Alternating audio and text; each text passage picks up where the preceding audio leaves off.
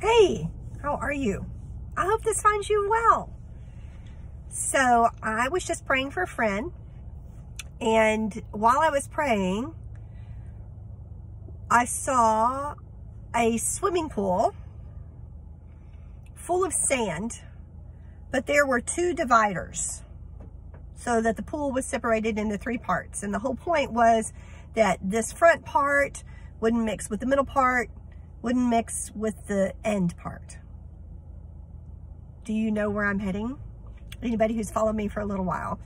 So this particular person has just been giving and giving and giving and giving and giving and giving to the point where she is worn out, okay? And she's just been giving and giving and giving. And as I was praying for her, the Lord showed me this pool. And then he took out the two dividers, okay? So that all the sand could mix together. But what it actually did was it made it look like not only that so, you know, there was no barrier between them, but it made it look like there was less sand in the pool, okay? But then all the sand could mix, and then the pool started shaking so that it really pulled the sand, you know, level, okay? And then more sand began to come into the pool. And as more sand came into the pool, then I began to notice this giant, like this mixing of all, you know, because there were no barriers anymore. All of this was being mixed together. And as it began to fill up, it filled up, and then it began to overflow.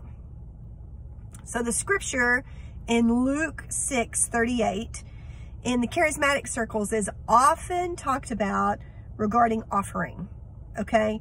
So they say it was, you know, give and it will be given unto you.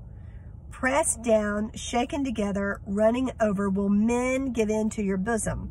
But the version that I read was New Living Translation, and because it was on my phone, then I don't have it at the current moment because you're on my phone. So go look at that in the New Living Translation. And so what I saw was that this person was being very careful to keep these three parts separate, but and probably just in order to maintain, because she's been overwhelmed.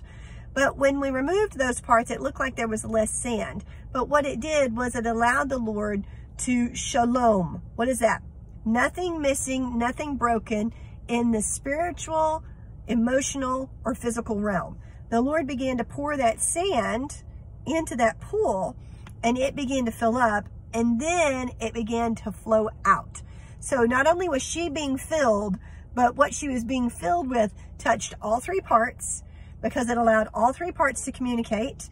And when it began to outflow, you know, over the edge of the pool, it was pouring out into all three parts, ministering to each person in every part that they need. So it was a very, very cool thing that I saw, and I'd never seen that before regarding that scripture, because it's always talked about monetarily. Guess what? The Lord can give unto you when you allow the Lord to touch the emotional and the physical parts of you, right?